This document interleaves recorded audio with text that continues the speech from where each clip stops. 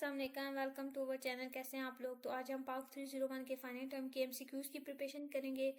मैं नीचे चैनल का लिंक लगा दूंगी, आप लोगों ने वो ज्वाइन कर लेना है। वहाँ पे आपको ये सारी फाइल्स वगैरह भी मिल जाएंगी, हाईलाइटेड हैंड नोट भी मिल जाएंगे एंड इसके साथ साथ आपके फाइनल टर्म के जितने भी पेपर्स वगैरह होंगे ना वो भी आपको वहाँ पे मिल जाएंगे। तो हम चलते हैं अपने एमसीक्यूज की तरफ। When the power of the president were increased under the constitution of 1973। तो 1973 में मतलब कब जो थी प्रेसिडेंट की पावर को जो है इंक्रीज कर दिया गया था, तो वो 1985 में प्रेसिडेंट की पावर जो थी वो बढ़ गई थी 1985 के कॉन्स्टिट्यूशन के मुताबिक। What was the status of the Constitution of 1973 from 1977 to 1985? तो 1987 से लेके 1985 तक जो कॉन्स्टिट्यूशन था वो सस्पेंडेड हो गया था। ये आप हैंडआउट से भी देख सकते हैं।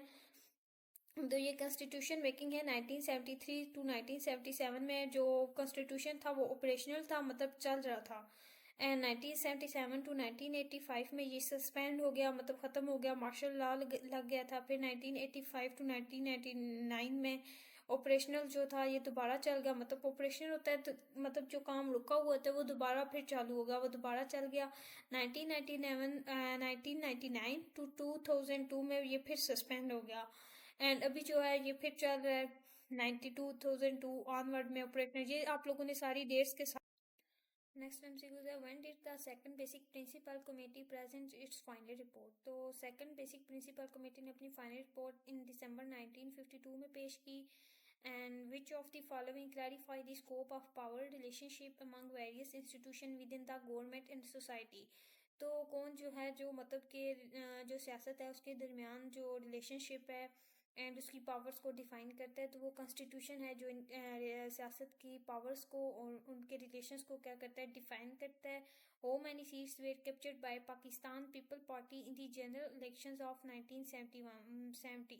तो 81 सीट्स जो थी वो पाकिस्तान पीपल पार्टीज ने कैप्चर की थी 1970 के इलेक्शन में। And how many seats were captured by Awami League in the general election of 97। तो अवामी लीग ने जो सीट्स कैप्चर की थी वो 116 सीट्स थी। Which constitutional document is prove to be the foundation of the constitution development in Pakistan. तो कौन सा जो है पाकिस्तान की बुनियाद है, कौन सा डॉक्यूमेंट, तो वो है द ऑब्जेक्टिव रेजोल्यूशन 1949 जो है ये इसको पाकिस्तान की बुनियाद माना जाता है। Which act was introduce at the time of Pakistan establishment. जब पाकिस्तान इस्टेब्लिश हुआ था तो कौन सा जो एक्ट था मतलब वो इंट्रोड्यूस हुआ था, तो वो गवर्नमेंट ऑफ इंडिया एक्ट 1935 था। The constitution had 234 articles and 6 schedule in which the whole constitutional framework and principle for governance and power management have been outlined. The text belong to which constitution? तो ये text जो है ये belong करता है the constitutions of 1956. When did Ayub Khan abrogate the constitution of 1956? तो अयूब खान ने कब एब्रोगेट किया था कॉन्स्टिट्यूशन ऑफ 1956 को? 7 अक्टूबर 1958. What is the minimum age of the President of Pakistan according to the Constitution of 1956? तो 45 ईयर एज होना ज़रूरी है minimum age Pakistan president Pakistan की। When did industrial development bank establish in Pakistan? तो इंडस्ट्रियल बैंक जो develop हुआ था पाकिस्तान में वो 1961 में है। इसकी डेट्स काफ़ी ज़्यादा हैं तो ये आप लोगों ने लाजमी याद रखनी है, ये इंपॉर्टेंट है। When did चौधरी रहमत Ali establish Pakistan national movement? तो चौधरी रहमत अली ने कब इस्टेब्लिश किया था पाकिस्तान नेशनल मूवमेंट को? तो इन 1940 में। When did Iqbal present his famous Allahabad address? तो When did Iqbal present his famous Allahabad address? तो अल्लामा इकबाल ने अपना मशहूर खुतबा दिया था दिसंबर 30 1930 में, जिसमें उन्होंने मुसलमानों के लिए एक अलग वतन का मतलब खाका पेश किया था उन्होंने। तो ये जो थी ये अलाहाबाद एड्रेस था जो कि हुआ था दिसंबर 30 1930 में। ये आप लोगों ने इसकी डेट याद रखनी है। In which of his writing Iqbal talk about the Indian unity and the difference among the Muslim and the Hindus. तो वो अल्लामा इकबाल की कौन सी पोइट्री थी जिसमें उन्होंने मुसलमानों और जो हिंदुओं के दरमियान फ़र्क था, मतलब उनके मसाइल्स के ऊपर उनके इत्तेहाद के बारे में बात की थी। तो वो बांगे दरा इनकी पोइट्री है, उसमें उन्होंने हिंदू और मुसलमानों के जो मसले मसाइल हैं उस पर उन्होंने इस पोइट्री में बात की थी। एंड ये नाले यतीम नहीं है, इसका करेक्ट आंसर बांगे दरा है। नेक्स्ट एमसीक्यूज है, what was the factor which undermined the civilian government installed during 98 to 1996। तो इसका करेक्ट आंसर फर्स्ट है, the military interference in politics. मतलब जब फौज ने सियासत में हिस्सा लिया, इसकी वजह से जो डेमोक्रेटिक गवर्नमेंट थी उसमें वो अनस्टेबल होगी इसकी वजह से। तो इसका करेक्ट आंसर था military interference in politics. Who became the interim prime minister of Pakistan minister in 1990। Prime minister of Pakistan 1990 में जो बने थे, मतलब निगरान बने थे। इंटरिम मतलब होता है निगरान। तो निगरान वजीर आज़म जो बने थे वो गुलाम मुस्तफ़ा जुतई है, ये इसका करेक्ट आंसर है। And when did Zia military government hold presidential referendum in Pakistan. तो ज़िया हक ने जो रेफरेंडम लगाया था पाकिस्तान में, वो लगाया था इसने इन दिसंबर 1984। विच mineral resource is use in chemical industry. तो केमिकल इंडस्ट्री में जो मिनरल रिसोर्स यूज होता है वो है sulphur. Which mineral resource is use for the production of steel. तो स्टील की प्रोडक्शन के लिए आयरन और यूज होता है। And what is the total length of Pakistan coastal area. तो इसका करेक्ट आंसर 600 मील्स है। 415 करेक्ट है, 600 मील्स इसका करेक्ट आंसर है। in which year the province of Sindh was created। तो प्रोविंस ऑफ सिंध जो क्रिएट हुआ था ये 1935 में हुआ था। 1970 इसका इनकरेक्ट है। Why did Quaid-e-Azam launch Direct Action Day on August 16, 1946। तो इसका करेक्ट आंसर है against the harsh treatment of Congress toward the minorities. ये ऊपर वाला गलत है, इसका करेक्ट आंसर ये है कि जो कांग्रेस जो मुसलमानों के साथ दुश्मनी थी, मिनॉरिटीज़ के ऊपर वो जुल्म कारी थी, तो इस वजह से कायद-ए-आज़म ने डायरेक्ट एक्शन डे लॉन्च किया था। और कब लॉन्च किया था? अगस्त 16, 1946। ये भी एमसीक्यूज में आ सकता है कि डायरेक्ट एक्शन की क्या डेट थी। In which year the mosque in Kanpur was demolished. तो कानपुर में जो मस्जिद थी उसको ख़त्म किया गया था, वो था शहीद किया गया था इन 1913 में। In which year Quaid-e-Azam join Muslim League. तो कायद-ए-आज़म ने मुस्लिम लीग ज्वाइन की थी। ये भी 1913 में कायद-ए-आज़म ने मुस्लिम लीग को ज्वाइन किया था। What does the abbreviation OIC stand for. तो OIC क्या है? O stand for organisation and of Islamic Congress. I stand for Islamic and C stand for conference. Congress नहीं है, कॉन्फ्रेंस है। तो ये इसका करेक्ट आंसर है। Next, which when did the rule of East India Company come into end in the British India. तो जो rule थे ईस्ट इंडिया कंपनी के, तो वो कब एंड हुए, कब ख़त्म हुए ब्रिटिश इंडिया में? तो वो थे in 1958। In which city the second OIC conference 1974 was held. तो लाहौर में हुई थी। जो दूसरी कॉन्फ्रेंस हुई थी ना, वो लाहौर में हुई थी। Which state head was the very first to visit Pakistan. तो किस रियासत ने के जो वज़ीर आज़म थे उन्होंने पाकिस्तान विजिट किया था? तो वो थे ईरान के जो थे प्रेसिडेंट, उन्होंने पाकिस्तान विजिट किया था। Sovereignty state survival territorial integrity military security arrangements and bilateral and multilateral relations all are the feature. तो ये किसके? All are the features of foreign policy. तो ये फॉरेन पॉलिसी के फीचर्स हैं। नेक्स्ट MCQs है the political rights of the majority to the exercise of power within the boundaries of a general accepted political unit area और territory. Which of the following highlight the above definition. तो ये हमें एक definition दी हुई है। तो ये definition है फ्रीडम मूवमेंट की। Why was the mission sent in 1945 called as cabinet mission plan. तो इसको 1945 का जो मिशन था इसको कैबिनेट मिशन प्लान क्यों कहा गया है? क्योंकि ये 3 ब्रिटिश कैबिनेट मेंबर्स के ऊपर कंसिस्ट था। That is why is called cabinet mission plan. तो it consist of 3 British cabinet member. तो ये इसका इनकरेक्ट है, ये मैंने गूगल भी किया था। तो इसका करेक्ट आंसर ये है। हम हैंडआउट से इसलिए सारे एमसीक्यूज वेरीफाई नहीं कर रहे क्योंकि वो फिर वीडियो बोल लेंथी हो जाएगी, इसलिए मैंने ये सारे एमसीक्यूज चेक किए हुए हैं। फिर भी आपको किसी एमसीक्यूज पे डाउट हो तो आप नीचे कमेंट कर दीजिएगा, मैं पिन कर दूंगी। Who impose the longest martial law in Pakistan. में जो सबसे बड़ा मार्शल लॉ लगाया था वो जनरल ज़ियाउल हक ने लगाया था। When the system of local government was abolished from Pakistan. तो लोकल गवर्नमेंट सिस्टम जो था वो कब खत्म हुआ था पाकिस्तान में? इन 1977 में। तो इसका करेक्ट आंसर है इन 1977। 1979 इनकरेक्ट है। For what purpose Wardha educational scheme was introduced by Hindus. तो उन्होंने जो वर्दा एजुकेशन सिस्टम क्यों इंट्रोड्यूस की थी, to convert Muslim into Hinduism through primary educational literature. तो वो मुसलमानों को जो है वो हिंदू बनाना चाहते थे, दैट इज़ वाई उन्होंने जो थी वर्दा एजुकेशनल स्कीम स्टार्ट की थी। When was the report on Muslim suffering presented by Fazal Haq. तो फजल हक ने जो रिपोर्ट पेश की थी मुसलमान जिन परेशानियों का सामना कर रहे थे, तो वो उन्होंने रिपोर्ट पेश की थी इन मार्च 1939। How many members of the first Constituent Assembly were increased after the 1947? तो ये इंक्रीज हुए थे फ्रॉम 69 to 79।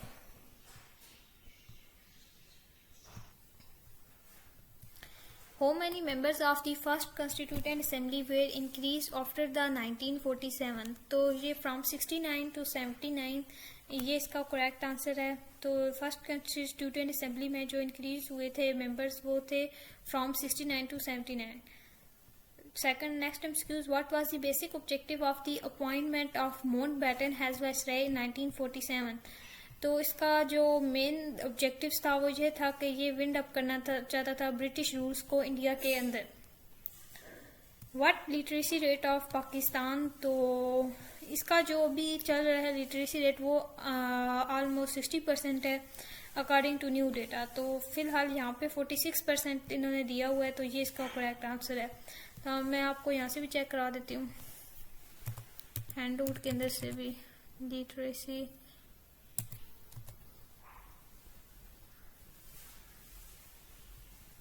तो जब तक ये सर्च होता है हम तब तक नेक्स्ट एमसीक्यू देते हैं।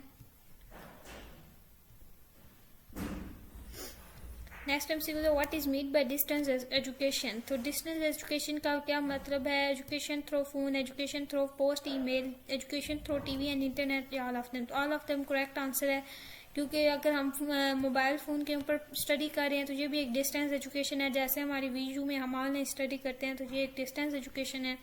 अगर हम पोस्ट मेल के ज़रिए एजुकेशन कर रहे हैं तो ये भी एक डिस्टेंस एजुकेशन है। अगर हम टीवी या इंटरनेट के ज़रिए पढ़ रहे हैं तो ये भी एक डिस्टेंस एजुकेशन इसको कहते हैं, मतलब हम घर बैठे या दूर से पढ़ रहे हैं। How many kind of education are there in Pakistan? तो इसका करेक्ट आंसर 6 है। इसको मैंने गूगल किया था, तो हैंड आउट पे भी आप लोग चेक कर लीजिएगा एक बार। Who was the president of Pakistan in 1958? तो 1958 में जो प्रेसिडेंट ऑफ पाकिस्तान थे वो सिकंदर मिर्ज़ा थे। When did military assume power in Pakistan for the first time? तो मिलिट्री ने कब एज्यूम की थी पाकिस्तान की पावर को फर्स्ट टाइम? तो ऑन 7 अक्टूबर 1958 को। And what was the sure about Pakistan? तो जो पाकिस्तान है वो क्या है? वो एक इस्लामिक डेमोक्रेटिक स्टेट है। And who was the first president of Pakistan? तो सिकंदर मिर्ज़ा थे। विच constitutional body in Pakistan enjoys only advisory capacity? National assembly या national security council? National security council इसका करेक्ट आंसर है। In each year the incident of Chaura Chauri took place? तो incident जो हुआ था चोरा चोरी का वो हुआ था इन 1922 में। When did Yahya Khan impose second martial law? Pakistan में जो सेकंड मार्शल लॉ लगाया था वो याहिया खान ने लगाया था, जो कि लगाया था उसने ऑन मार्च 25, 1969 में। When the joint Why did Quaid-e-Azam launch direct action day on August 16, 1946? तो इसका करेक्ट आंसर है against the harsh treatment of Congress toward the minorities. ये ऊपर वाला गलत है, इसका करेक्ट आंसर ये है कि जो कांग्रेस जो मुसलमानों के साथ दुश्मनी थी, मिनॉरिटीज़ के ऊपर वो जुल्म कर रही थी, तो इस वजह से कायद-ए-आज़म ने डायरेक्ट एक्शन डे लॉन्च किया था। और कब लॉन्च किया था? अगस्त 16, 1946। ये भी एमसीक्यूज में आ सकता है कि डायरेक्ट एक्शन की क्या डेट थी। In which year the mosque in Kanpur was demolished? तो कानपुर में जो मस्जिद थी उसको ख़त्म किया गया था, वो था शहीद किया गया था इन 1913 में। In which year Quaid-e-Azam join Muslim League? तो कायद-ए-आज़म ने मुस्लिम लीग ज्वाइन की थी, ये भी 1913 में कायद-ए-आज़म ने मुस्लिम लीग को ज्वाइन किया था। What does the abbreviation OIC stand for? तो OIC क्या है? O stand for organisation and of Islamic Congress, I stand for Islamic and C stand for conference. Congress नहीं है, कॉन्फ्रेंस है, तो ये इसका करेक्ट आंसर है। Next, which when did the rule of East India Company come into end in the British India? तो जो rule थे ईस्ट इंडिया कंपनी के, तो वो कब एंड हुए, कब ख़त्म हुए ब्रिटिश इंडिया में? तो वो थे in 1958। In which city the second OIC conference 1974 was held. तो लाहौर में हुई थी, जो दूसरी कॉन्फ्रेंस हुई थी ना वो लाहौर में हुई थी। Which state head was the very first to visit Pakistan. तो किस रियासत ने के जो वज़ीर आज़म थे उन्होंने पाकिस्तान विजिट किया था, तो वो थे ईरान के जो थे प्रेसिडेंट, उन्होंने पाकिस्तान विजिट किया था। Sovereignty, state survival, territorial integrity, military security arrangements, and bilateral and multilateral relations all are the feature। तो ये किसके all are the features of foreign policy। तो ये foreign policy के features हैं। Next MCQs है the political rights of the majority to the exercise of power within the boundaries of a general accepted political unit, area or territory। Which of the following highlight the above definition। तो ये हमें एक definition दी हुई है, तो ये definition है freedom movement की। Why was the mission sent in 1945 called as cabinet mission plan। तो इसको 1945 का जो मिशन था इसको कैबिनेट मिशन प्लान क्यों कहा गया है, क्योंकि ये 3 ब्रिटिश कैबिनेट मेंबर्स के ऊपर कंसिस्ट था, that is why called cabinet mission plan. तो it consist of 3 British cabinet member. तो ये इसका इनकरेक्ट है, ये मैंने गूगल भी किया था, तो इसका करेक्ट आंसर ये है। हम हैंडआउट से इसलिए सारे एमसीक्यूज वेरीफाई नहीं कर रहे क्योंकि वो फिर वीडियो बोल रही थी हो जाएगी, इसलिए मैंने ये सारे एमसीक्यूज चेक किए हुए हैं। फिर भी आपको किसी एमसीक्यूज पे डाउट हो तो आप नीचे कमेंट कर दीजिएगा, मैं पिन कर दूंगी। Who impose the longest martial law in Pakistan में जो सबसे बड़ा मार्शल लॉ लगाया था वो जनरल ज़ियाउल हक ने लगाया था। When the system of local government was abolished from Pakistan. तो लोकल गवर्नमेंट सिस्टम जो था वो कब खत्म हुआ था पाकिस्तान में, इन 1977 में। तो इसका करेक्ट आंसर है इन 1977। 1979 इनकरेक्ट है। For what purpose Wardha educational scheme was introduced by Hindus. तो उन्होंने जो वर्धा एजुकेशन सिस्टम क्यों इंट्रोड्यूस की थी, to convert Muslim into Hinduism through primary educational literature. तो वो मुसलमानों को जो है वो हिंदू बनाना चाहते थे, दैट इज़ वाई उन्होंने जो थी वर्धा एजुकेशनल स्कीम स्टार्ट की थी। When was the report on Muslim suffering presented by Fazal Haq. तो फजल हक ने जो रिपोर्ट पेश की थी मुसलमान जिन परेशानियों का सामना कर रहे थे, तो वो उन्होंने रिपोर्ट पेश की थी इन मार्च 1939। How many members of the first Constituent Assembly were increased after the 1947। तो ये इंक्रीज हुए थे from 69 to 79।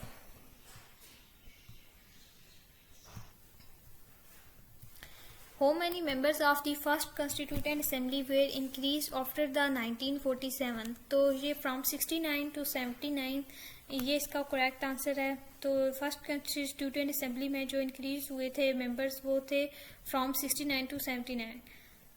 Second next MCQs, what was the basic objective of the appointment of Mountbatten as viceroy in 1947। तो इसका जो main objective था वो ये था कि ये विंड अप करना चाहता था ब्रिटिश रूल्स को इंडिया के अंदर।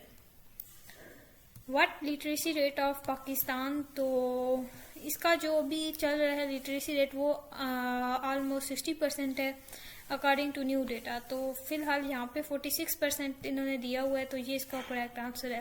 तो मैं आपको यहाँ से भी चेक करा देती हूँ, हैंडआउट के अंदर से भी लिटरेसी।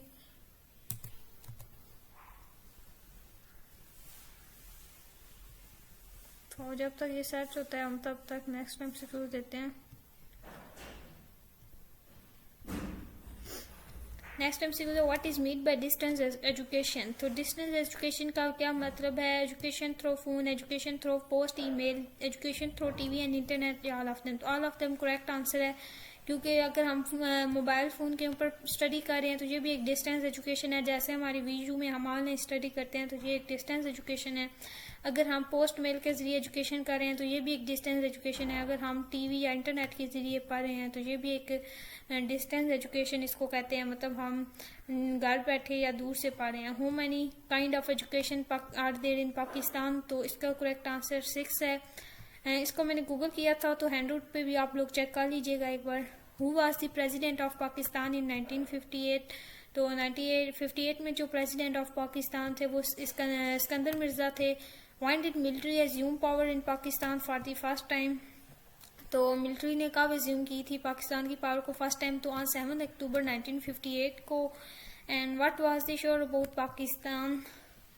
तो जो पाकिस्तान है वो क्या है, वो एक इस्लामिक डेमोक्रेटिक स्टेट है। And who was the first president of Pakistan, तो सिकंदर मिर्ज़ा थे। Which constitutional body in Pakistan enjoys only advisory capacity? National Assembly या National Security Council? National Security Council इसका correct answer है। In which year the incident of चोरा चोरी took place? तो incident जो हुआ था चोरा चोरी का वो हुआ था in 1922 में। When did Yahya Khan impose second martial law? Pakistan में जो second martial law लगाया था वो याहिया खान ने लगाया था, जो कि लगाया था उसने on March 25, 1969 में। When the joint electorate was adopted for all Pakistan by the National When the joint electorate was adopted for all Pakistan by the National Assembly, तो इसका करेक्ट आंसर 1957 है। ये मैंने हैंडआउट से वेरीफाई किया, आपको verify करने की ज़रूरत नहीं है, तो ये इसका करेक्ट आंसर है। तो जॉइंट इलेक्टोरेट पाकिस्तान ने अडॉप्ट किए थे 1957 में। When the constitution of 1956 was promulgated, तो 1956 के आइन को कब नाफिज किया गया था? 23 मार्च 1956 में।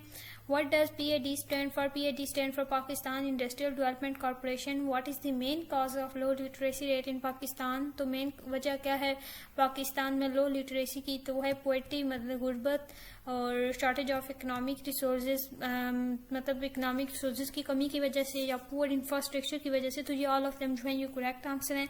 How many large states were there in India on the verge of the partition of India? तो 560 का करेक्ट आंसर मैं आपको हैंडआउट से वेरीफाई करा देती हूँ। ये है integration of princely states. There were over 560 princely states in India on the verge of the partition of India. तो 560 इसका correct answer. Who launched a movement for the Muslim tenant against the Hindu landlords? तो किसने Hindu landlord के खिलाफ जो है वो तहरीक चलाई थी? वो मौलाना बशानी ने चलाई थी। नेक्स्ट MCQs है what does BBC stand for? BBC stand for basic principle committee. Who did present the objective resolution 1949? तो ऑब्जेक्टिव रेजोल्यूशन 1949 किसने पेश की थी? लियाकत अली खान ने। And on which date the objective resolution 1949 was approve? तो ये किस डेट को अप्रूव हुई थी? ये मार्च 12, 1949 को अप्रूव हुई थी objective resolution. Which industry the city Sialkot is famous for? तो सियालकोट की जो सिटी है ये स्पोर्ट आइटम इंडस्ट्री की वजह से फेमस है।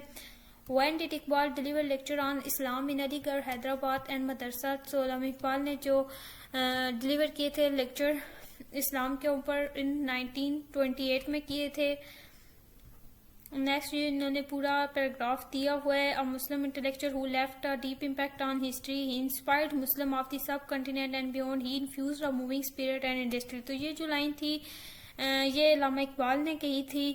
एंड नेक्स्ट है when the banks were nationalised in Pakistan में जो बैंक नेशनलाइज्ड हुए थे वो इन द ईयर 1974 में हुए थे। When did Kemal Ataturk turn out to be head of state of Turkey? तो जो कमाल अतातुर्क थे ये कब बने थे तुर्की के हेड कब बने थे? 9 अक्टूबर 1922 में।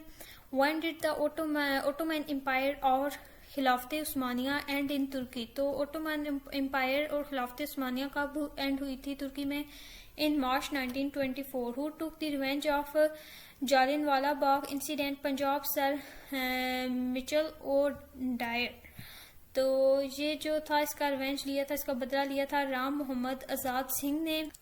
तो बाकी जो MCQs आप लोगों के रह गए हैं वो हम नेक्स्ट करेंगे, नेक्स्ट किसी वीडियो में कर लेंगे। नेक्स्ट पार्ट 2 इंशाल्लाह मैं फ्री हुई तो मैं अपलोड करूँगी। तो क्योंकि इसमें काफ़ी टाइम लगता है, पहले आपको MCQs देखने पड़ते हैं, वेरीफाई करने पड़ते हैं, फिर वीडियो बनानी पड़ती है। तो मैं इंशाल्लाह नेक्स्ट वीडियो में कोशिश करूँगी कि जो MCQs रह गए हैं वो कवर अप हो जाए। बाकी आपको ये जो फाइल्स हैं आप लोग चैनल ज्वाइन कर लें, आपको उधर फाइल्स वगैरह मिल जाएंगी। लेकिन यह है कि फिर आप लोगों ने फाइल चेक करके MCQs वेरीफाई करके उसके बाद इनको रीड करना है। ये है कि मैंने यहाँ पे काफ़ी सारे MCQs वेरीफाई किए हैं, फिर भी मुझे कुछ ना कुछ MCQs थे जिनके ऊपर डाउट था, तो वो भी मैंने दोबारा फिर वेरीफाई किए हैं।